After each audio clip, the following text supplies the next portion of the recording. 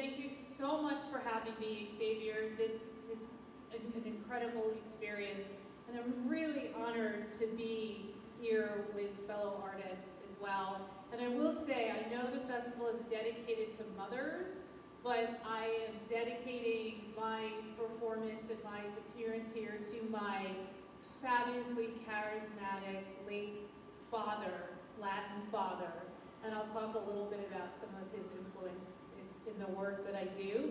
But I love it. Everybody touched on something in their talks that incorporates everything that I do.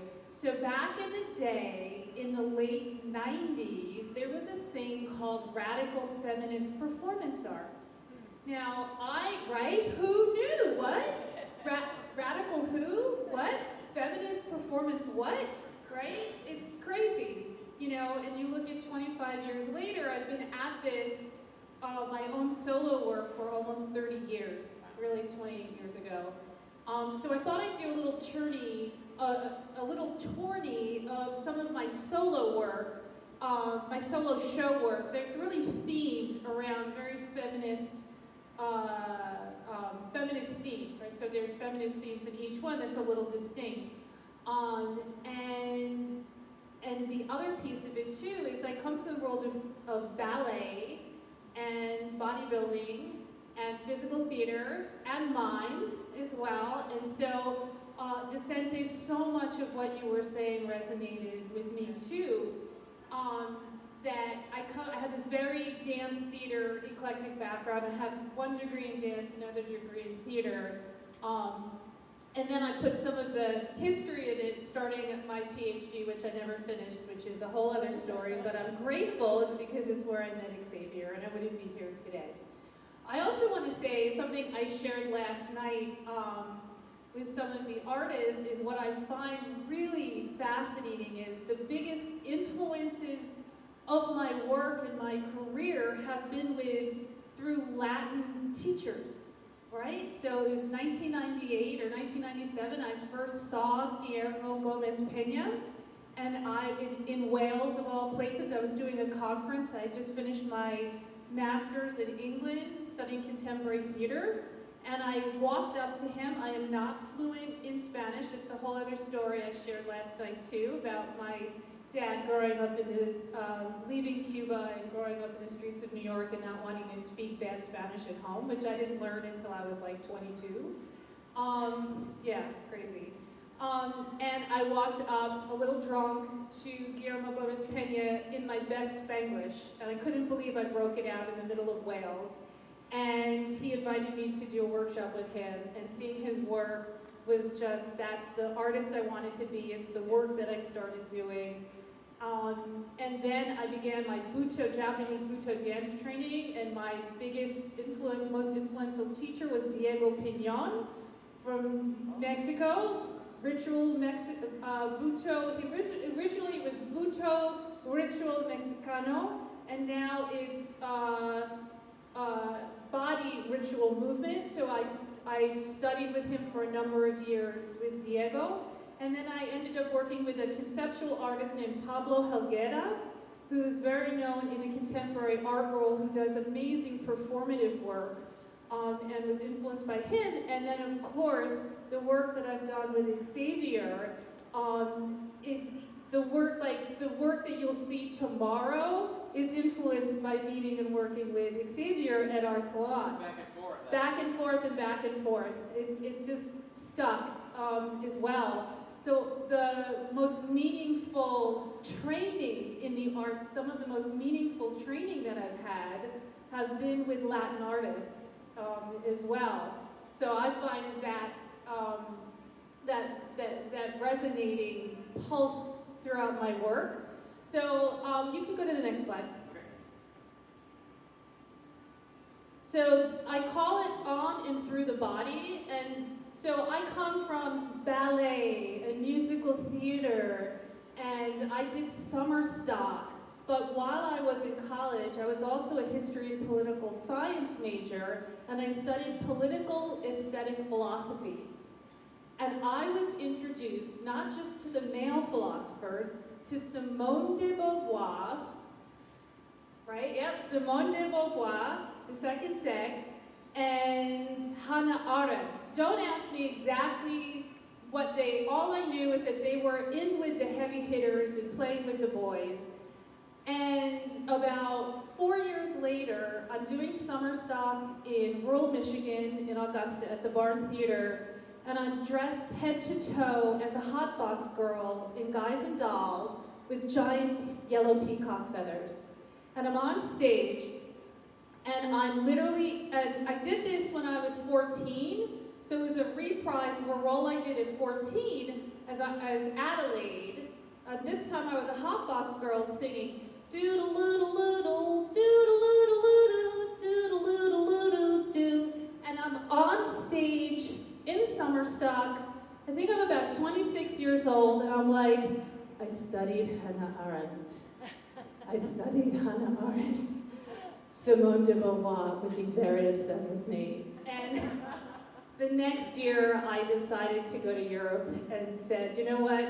I can't be a musical theater artist in America because it's just not feminist enough for me. And I love sharing that story because I did. And I ended up going to this unknown little master's program that was 1 year old at the University of Essex in Colchester.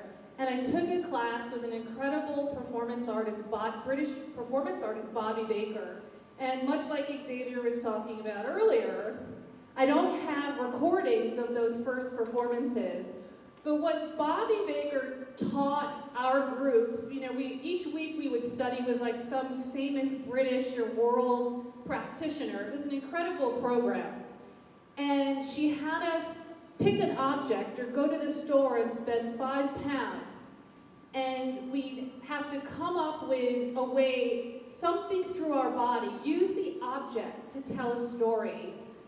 And my first performance, which you'll see, I have a spoon in my hand as well. I chose liquid icing.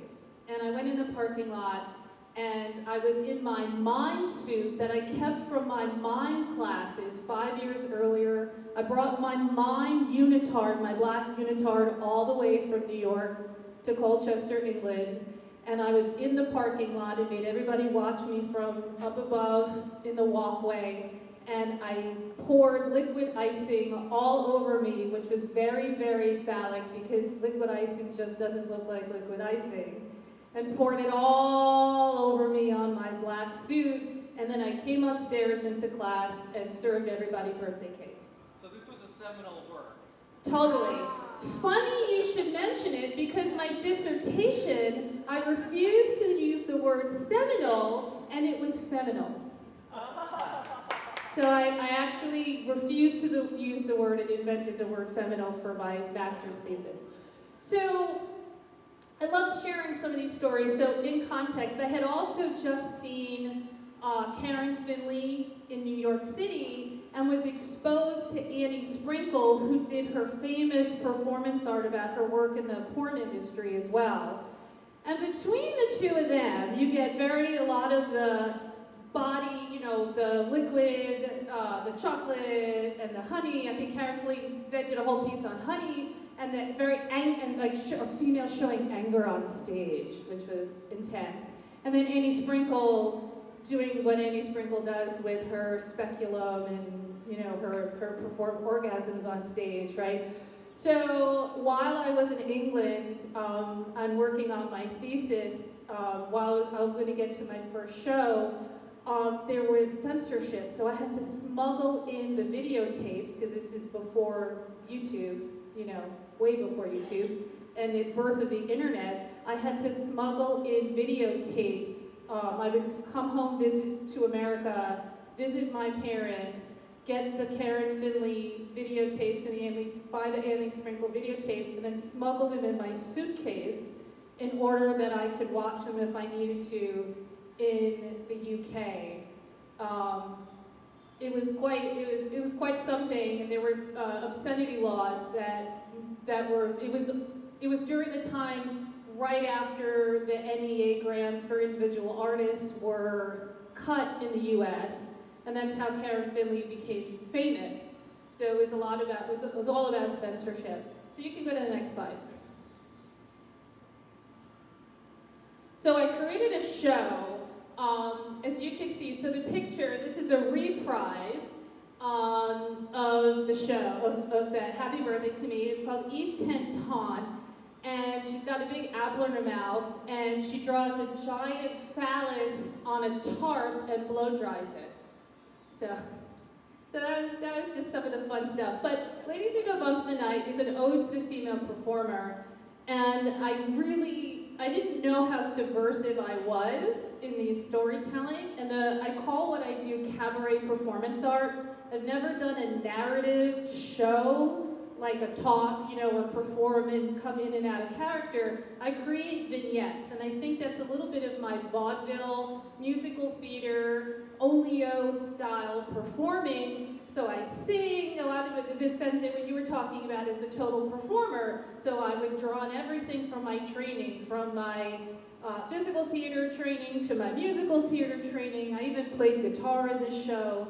And then some of the subversive politics, that's Charlene Cherry Jones, and she's talking about, she makes the audience take an oath of chastity, because at the time, that's what the Pledge of Virginity, that was what was going on in America at the time in 1996. And then this is Amy Abrams. She's a stand-up comic. This is over a monologue of what women have to do to remove their body hair as well, talking about waxing and shaving. And she does a striptease, and she's getting erotic with a can of shaving cream. Yeah, that's her. Yeah, so that's Amy getting down like a little peep show as well. Okay, so that was the first show that I did. So the story of the phallus woman, a feminist dilemma. So this kind of goes back a little bit to the influence of having a Latin dad, but I didn't just have any Latin dad. I had like a very larger than life father who was impeccable with his grooming, impeccable. Polished shoes, slick back hair. He was a bit overweight, so he was a big presence. And the, tropical shirts of every kind, buttoned down to like the third button with a big hairy chest and about 12 pounds of gold. And that was my dad. He was a macho guy, really macho. And just on a side note, he married my mother, who literally was a librarian who wore a wool skirt and a satin shirt with a bow tied up. So yeah, it was crazy. But what it introduced me to, so she was and she was a patron of the arts and introduced me to, New York City Ballet, the best of Broadway, the Met, you name it. And my dad wasn't a theater person at all. But he, it was a little bit of like the high art, low art, and I learned that it was okay, right? I didn't just have to stay up in this kind of I'm a trained ballerina, I'm a trained actress, that it was all right. He was vulgar, he told dirty jokes since I was a kid, it was okay, he was who he was as well. And so a lot of my work is influenced by knowing that, a little machismo, a little sexy is all right in the work that I did. And so so I explored the borderlines of high and low art. Didn't always go over so well when I was in academia. They tolerated some of the work that I did. I did an academic lap dance, kind of writhing on the bodies, and I had painted crotch and put my leg up in the air, and they had to read my crotch with a whole piece on dance theater to a performance poem. They tolerated it, all right? So this was after grad school, but this show, from a feminist point of view, was all about, all my feminist theater theory that I studied in French feminist theater of Jacques Lacan and the phallus, and then reading Luce Irigaray and Hélène Cixous, these French feminists who are attacking this Lacanian phallus theory. So it was the story of a phallus woman, the feminist dilemma, how to rectify, right, kind of that phallic theory and patriarchy when you actually love, you know. And so I really was interested in how a woman, this is in 2002, I was really fascinated with how a woman rectifies being a feminist and the literal corporeality, physicalness of a sexuality and rectifying the two. I had a lot of fun. I did a lot of selfies. This is not in particular, before there were selfies I used to do. So this is Jacques Lecoq, and he sings the song Je t'aime mon pénis. And this is, again, this is Annie Fanny Get Your Gun in the middle with a striptease, the shadow puppet striptease. She comes out and does a whole number with a hobby horse and some squirt guns, and I won't say more. Right, and so a few years rolled by, and I created this show starting in 2005. I read most of the material from the headlines, and I think I was just telling James, I don't make shit up. I was really struck in this piece. It's really peeking into the biology. I was 37 when I started working on the show back in 2005, and your body's changing, and there were just things in politics floating around. That Shifra up on the top left there, and that's a little bit about my Jewish influence of my Jewish background. I'm not Orthodox, but she discovers her sexuality for the first time as a Hasidic woman, and she's kind of cursed. And this is Bibi Brazil. So I have a lot of she's a big porn star, and she's the representative of the company Love My Labia, and all about female genital rejuvenation.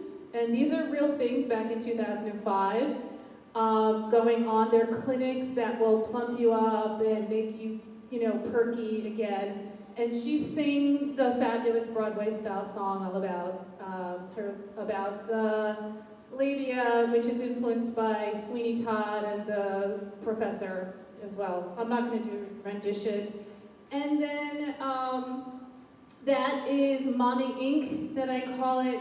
That's about hypermonism, and that women kind of giving it all up in the 2000s. Women were giving, well-to-do women were giving it all up, just like they did in the 50s, seeing it all over again, and then how basically booze and pills, get her through the day. And that is the lamb that she feels she's out to slaughter, and that's Gloria Steinem, kind of giving her a talking to. My Gloria Steinem puppet. Giving her a talking to before she descends into a drug-induced dance to fill out the rest of her day. And this is Phyllis, and it's so fascinating. I wrote this about, Phyllis is talking all about perimenopause. And what's happening to her body, and she can't believe it, some of it's, autobiographical, but I wrote this before I was in perimenopause, and I'm proud I wouldn't change a thing, so, as well. And so with these three shows, especially in particular, I think what I talk about with my work is I'm really exploring kind of from the inside out. Right? From using all the tools as a performer that I have, throwing everything in the book, but also keeping that very political. It's something Santiago talked about as well, right? You can't escape it. And I really believe the personal is political, but the political is also very personal, especially I think in this day and age. Something especially with escaping biology, as I was developing this, Bibi Brazil, this is where the beauty board came out of. She's had 4 lip injections and 5 breast lifts and a Brazilian butt lift and a tightening cooch. It's crazy. And then, you know, you have shows. So I create this to combat shows like The Real Housewives, right? You know, and so when you study feminist history and you're seeing history repeat itself and also perverse itself, it's something else. You could go to the next one. And then this is just a passion project, so this is not cabaret performance art, this is much more Butoh inspired. But for her own good, Chronicles of Women in Madness, Shocked, which you saw last night, is an element of this show. This is all about the insolent woman sometimes being locked away for their own good or being treated with a cure du jour, right? So in 1840, it was locking up a woman who was a little too early feminist, right? Or needed to assert her, they'll lock her up in chains in an early asylum.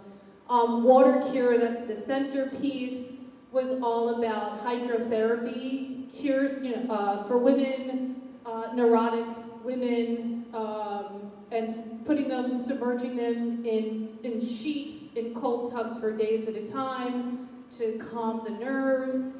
And this is one of my favorite pieces, Valley of the Mom, not Valley of the Moms, oh my God, now I'm not blanking out of my own piece. And she's all about the 60s, the 50s and 60s of the advent of narcotics and pills and Valium. And she's doing a nice piece in her bathroom. That's my ode to the 50s woman. But for her own good, really, and the piece last night, Shocked, was that was about the electroshock therapy treatment in the 1940s that started as well. And these are the cures, so they're a bit barbaric throughout. In this show as well, it has some fun things too. I talk about hysteria in a monologue called Polishing the Silver, and I workshopped it, but I should probably bring it to life. About the advent of the introduction of the vibrator and a very opportune maid who polishes the silver of her master. So, and then the next one. Okay, so here's the beauty board. So this was really inspired by. I created this one kind of as you see the evolution of some of the female characters coming through. She was really inspired by social media, what I saw on social media. So the same way that I was really struck by the way Real Housewives franchise really kind of set back feminism 30 years, in my eyes, really set it back. At the same time, the Real Housewives franchise on TV was proliferating in every city. All we saw on Instagram for over 10 years now are beauty videos. Beauty videos. Beauty videos. Makeup, makeup, makeup. Makeup, makeup, makeup. And so I was really inspired. Again, this is my question of how far have we really come? People joke around that Google, you know, YouTube, like we have this great platform, create any videos or watch any videos, and everybody loves to watch cat videos. And I think the second one after cat videos, women, you know, and this is where, you know, some of the influence of, oh my God, Xavier, Donna Haraway. Yeah, the Cyborg Manifesto. Yeah, so it goes back to my studies at UC Davis, coming around talks that Xavier talked about gender theory. You know, she talks, this is before the internet, in the Cyborg Manifesto about women in technology. It's the new frontier. What can women do in technology? And, well, you know what women are doing in technology? Just showing makeovers. And we've come so far because now we have makeovers for women over 60, right? So that's liberating. That's liberation, right? But there's still, so we have this amazing technology and we are saturated with doing makeup tutorials. So this is a little bit of the advent of the beauty borg. And then I'm gonna end with the next slide.